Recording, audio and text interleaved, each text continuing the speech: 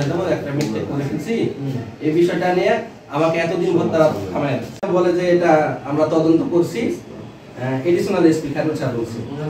মোহাম্মদ মুরাদ হোসেন, পিতা মোহাম্মদ সাহেব আলী, আমি দুর্গাপুর থানা অধীন ১ নং নওয়াপাড়া ইউনিয়ন পুরানতাপুর গ্রামের একজন স্থায়ী বাসিন্দা।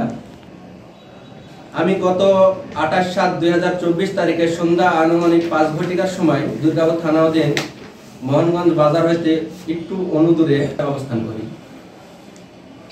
এমন সময় সিভিল পোশাক লুঙ্গি পরিধান অবস্থায় দুইজন ব্যক্তি শেষ করে রওনা দেওয়ার সময় পিছন থেকে তিনরা আমাকে আক্রমণ করে। এমন সময় আরো ৫ জন ব্যক্তি সেখানে উপস্থিত হয়। তাদের সাথে কথোপকথনের শেষে আমি জিজ্ঞাসা করি, আপনাদের পরিচয়? এসআই আব্দুর রহিম বলে, আমরা রাজশাহী ডিবি। লোকজন সমাবেশ হওয়ার আগে ওখান থেকে আমাকে উঠায় নিয়ে ওখান থেকে মোটামুটি ৪ কিলোমিটার দূরে উপজেলা সাকলাইন চেয়ারম্যান সাবেক ওনার পুকুর প্রজেক্টের এবং নিচু বাগানের পাশে আমাকে নিয়ে যায়। ওখানে নিয়ে যাওয়ার পরে তিনি আমার কাছে ৬ লক্ষ টাকার দাবি করেন। ৬ লক্ষ টাকা না দিলে পারা তিনি আমাকে মাদকদ্রব্য দিয়ে চালান দিবেন। এমন সময় তিনি আমার অভিভাবকদের সঙ্গে যোগাযোগ করার কথা বলেন। আমার অভিভাবকদের সঙ্গে যোগাযোগ করার চেষ্টা করলে সক্ষম হওয়ার পরে আমার অভিভাবকগণ এবং আমার চাচারা এবং ওখানে আরো বিশিষ্ট ব্যবসায়ী রুহুল আমিন আমার মামা উপস্থিত হন এবং আরো কিছু লোকজন সেখানে আসেন।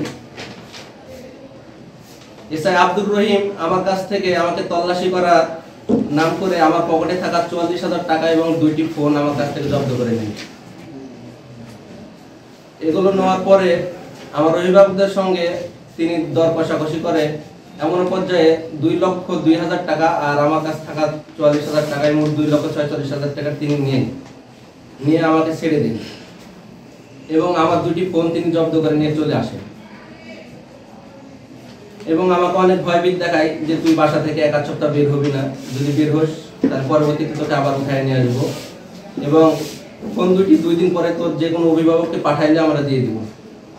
এমন অবস্থায় এসে আব্দুর রহিমের সাথে যোগাযোগ করলে তিনি আমাকে বলেন, তিনি আমার সাথে যোগাযোগ করছেন কেন, আপনি আমার সহকর্মীর সাথে যোগাযোগ করেন। এমন পর্যায়ে অন্য আরেকটি নাম্বার দেন তিনি। ওই নাম্বারে যোগাযোগ করলে তিনি আমাকে ফেরিপাড়া মোড়ে ডাকেন। এটা তো একটা ভালো সময়। এক্ষেত্রে আপনি ছাত্রলীগ করলেও একটা ব্যাপার ছিল যে ছাত্রলীগ করেন। আপনি এতদিন পরে সাংবাদিক সম্মেলন করছেন কেন? এতদিন পরে সাংবাদিক সম্মেলন করা ছাত্র দলে আছে। আপনি আপনার পড়াশোনা কন্টিনিউ আছে? জি না, পড়াশোনা শেষ। পড়াশোনা না থাকলে ছাত্র বিদ্রোহ থাকে না আসলে। সুরমা এনজিও ওখানে সমবায় জি স্থানীয় একটা এনজিও। যেটা জানছিল আপনাকে নিল কেন? পূর্ব কোনো শত্রুতা? ওখান থেকে ২ জনকে উঠাইছে। হ্যাঁ, সেই সময় থেকে ২ জনকে উঠাইছে। কপি হাউজের ৩ জন ছিল ওখানে, কপি হাউস যারা পরিচালনা করে, আর আমরা ২ জন ব্যক্তি ছিলাম।